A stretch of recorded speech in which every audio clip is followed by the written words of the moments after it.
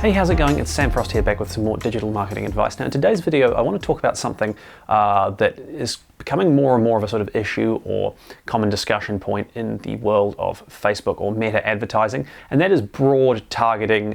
as actually a means of achieving better performance. So back in the good old days of Facebook ads, things like remarketing aside, one of the ways you would get better performance is by actually really trying to pick your audience quite intently. So let's say that you run a business that develops golf training courses and you have a little app that you sell to people who want to play golf. Maybe you're focusing it just on the New Zealand market, that's where I live, so I'll use that as an example. And you know that your target customer is men aged 30 to 50 who have interests in golf and like pages relating to Tiger Woods and all those kind of things.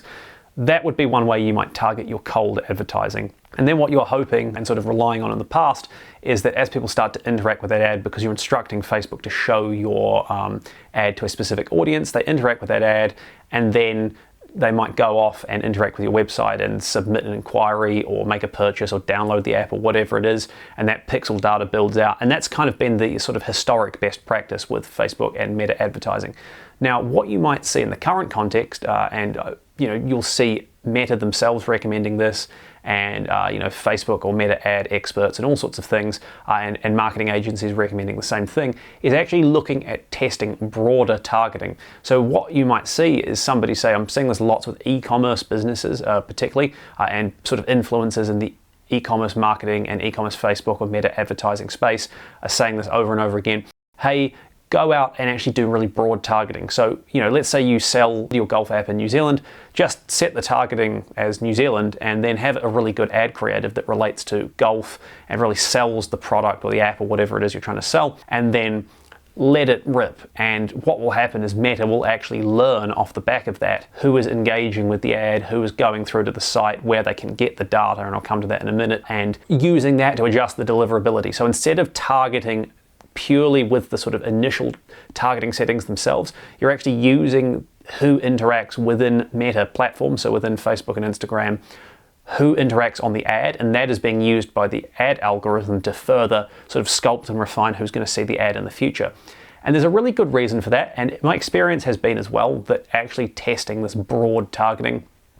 can tend to be really effective compared to some of those more conventional methods of making sure you really dial in the interests and the demographics and all sorts of things. And the reason for this is relatively simple. As you're probably aware, over time, privacy concerns have become a bigger and bigger issue online, and companies like Apple with their iOS updates have moved more and more strongly to restrict a lot of the data sort of sharing and data tracking capabilities of things like Meta's Pixel. And so in the past, you could kind of rely on taking that Pixel data, and that would be shared back from your website, back to Facebook, back to Meta, and then they could use that to better optimize the delivery of your ads. But a lot of the time now, they don't really have access to that good data from their sources, especially as it's like this kind of never-ending arms race between what can they get away with taking from users data-wise outside of the Meta platform, so outside of how you interact directly on Facebook and Instagram, and what can you take as the ad platform versus what is the operating system of the device willing to give you, particularly with respect to Apple, who are a bit more stringent on the privacy side. And so you've got this kind of arms race going, and advertisers like you or I are caught in the middle. And the key thing to bear in mind is, from a Meta perspective, so from Facebook and Instagram perspective, how you interact on the platform itself is still fully trackable and measurable to them. The issue with the pixel tracking changes with iOS and so on has always been about what can be passed from your website back to Meta to be used to further optimize and refine the ad delivery and ascribe value and track conversions and all those kind of things. That's the more challenging aspect. Facebook or Instagram or Meta platforms can still track if I'm shown an ad about golf on my Facebook timeline as I scroll.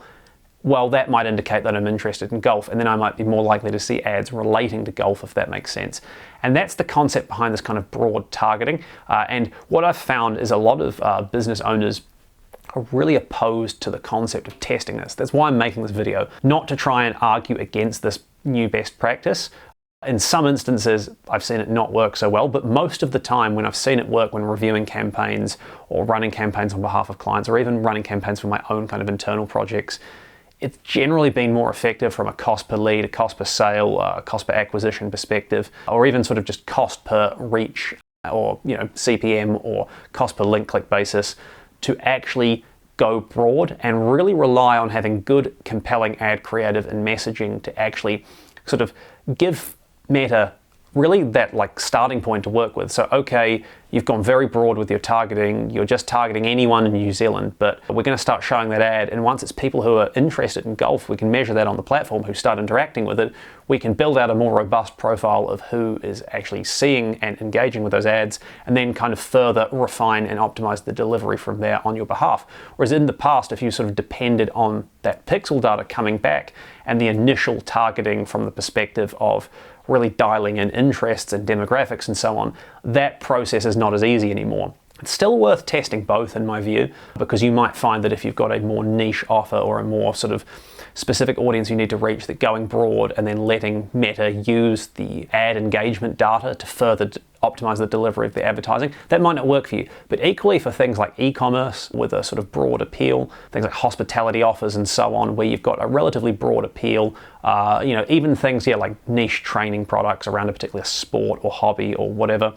I'm generally finding that that works quite effectively, going broad and really focusing more on the ad creative and the messaging. Whereas in the past, to some extent, it was almost like you could be pretty lazy with your ad creative, pretty lazy with your messaging, not particularly good at communicating in the ad, the value proposition and the urgency and all sorts of things. As long as you had your initial targeting dialed in and you knew how to kind of work the Facebook or Meta pixel and torture that to get the data needed to further optimize the ads. It's like the game's shifted a little bit, almost back to the old days of your ads were reaching a wider audience. If you look at things like TV advertising or print advertising or radio, the ads inherently reach a wider audience. But if you've got really compelling messaging and a great hook or a great offer or whatever the case may be, combination of all those factors, then you can still stand out. And that's what you're trying to do here in a different context. So if you're a business owner who's sitting there, who's been pitched by their ad agency or their internal marketing team or a freelancer or whatever, or you're trying to run ads for yourself and you're seeing Meta recommend this broad targeting option to you,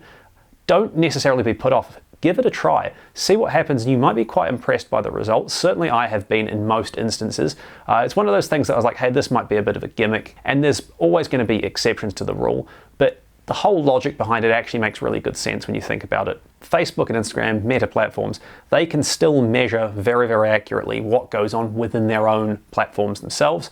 It's much harder for them now to get data off your website about how people engage and then use that to kind of tailor the advertising delivery, whereas the data that's sitting on the platform, they've still got all the access to that. And so it's actually going to give more data points to optimize the delivery of your ads. So do consider giving this a try. Obviously, if you've got some kind of offer that would only work to say a specific gender or only work to a specific location, then you might want to factor that into your advertising and how you set up your targeting. But if it's something pretty broad that could work for quite a wide interest group, something like golf enthusiasts or gym goers or whatever the case may be, whether they're male or female, whatever age they are, use the ad creative and your messaging to really inform who the offer is for, and then let the platform actually have a go at optimizing for the delivery of those ads and trying to get you more cost-effective conversions and so on. And yeah, you could be really impressed actually by the performance. It's well worth trying. If you've got any questions on this, please do let me know. You can leave a comment below, like the video if it's helpful, subscribe for more digital marketing advice, and I'll see you next time.